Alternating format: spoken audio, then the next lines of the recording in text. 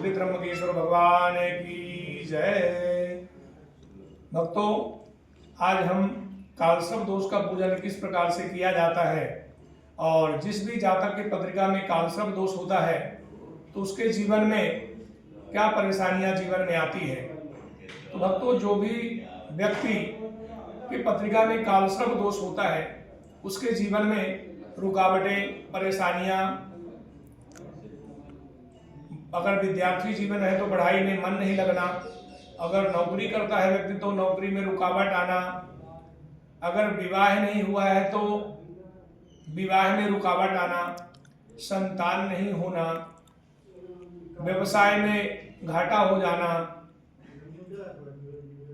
रात में बुरे स्वप्न आना, सर्प को देखना, ये सब कालसर्प दोष के लक्षण होते हैं।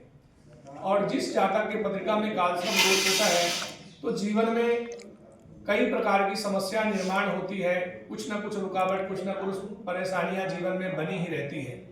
और जब आप त्र्यंबकेश्वर आते हैं कालसर्प दोष पूजा करने के लिए तो सबसे जरूरी चीज होता है कि पूजा के शुभ मुहूर्त होते हैं। उन्हीं शुभ मुहूर्त में पूजन का आयोजन किया जाता है।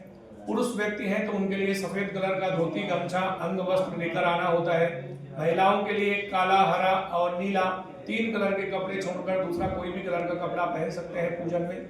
पूजन प्रातः काल में 8 साढ़े 8 बजे शुरुआत होता है और 12 बजे तक पूजा संपन्न हो जाता है। इसके पश्चात कुशावर्त कुंड संगम में जाकर के एक नाग नागिन का जोड़ा वहां पे विसर्जन करेंगे और इसके बाद में त्र्यंबकेश्वर मंदिर का आप लोग दर्शन करेंगे और फ्री हो जाएंगे। ध्यान रखना है, ये पूजन जो होता है त्र्यंबकेश्वर मंदिर में नहीं होता है। ये जितने भी आसपास में मठ, मंदिर, आश्रम बने हैं वहां पे पंडित जी लोग पूजा करवाते हैं। हम लोगों का यहाँ पे कल्याण भवन करके मठ है, भगवान शिव जी का मंदिर है यहाँ पे। और सबसे प्रथम जो व्यक्ति पूजा करने के लिए आता है तो यहाँ पे गणेश पूजन यहाँ पे किया जाता है। स्वस्ति पुण्यावाचन जिसे कहते हैं, गणेश पूजन। इसके बाद में यहाँ पे पुण्यावाचन किया जाता है, वरुण देवता का पूजन। और इसके पश्चात यहाँ पे कुल देवियों का पूजन होता है जिसे हम षोडश मातृका कहते हैं। इसके पश्चात यहाँ पे नांदी श्राद्ध पितरों का पूजन होता है। यहाँ पे प्रधान में कालसर्प देवताओं का, सर्वतोभद्र मंडल देवताओं का पूजन होता है।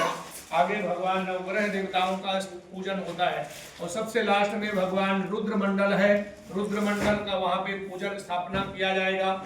और इसके पश्चात में फिर इसके बाद में मूर्ति देवताओं का यहाँ पे अभिषेक पूजन किया जाएगा। यहाँ पे कालसर्प देवताओं की मूर्तियां हैं, इन कालसर्प देवताओं का प्राण प्रतिष्ठा, अभिषेक पूजन किया जाएगा। और इसके पश्चात में भगवान शिव जी का रुद्राभिषेक पूजन होगा।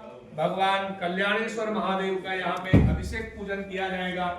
और इसके पश्चात में फिर भगवान गणेश जी की, शिव जी की आरती होगी छोटी सी और यहाँ पे फिर हवन किया जाएगा। हवन के बाद में यहाँ पे भगवान का आरती होगा, पूजन होगा और इसके बाद में यहाँ पे कार्य जो है पूरा संपन्न किया जाएगा। तो जिस भी जातक को त्र्यंबकेश्वर आना है पूजा करने के लिए तो हमारा नंबर नीचे दिया गया है यूट्यूब में, आचार्य श्री अशोक गुरु जी 9881239218। इस नंबर पे संपर्क करके संपूर्ण जानकारी प्राप्त करके आपको त्र्यंबकेश्वर आना है। त्र्यंबकेश्वर भगवान की जय।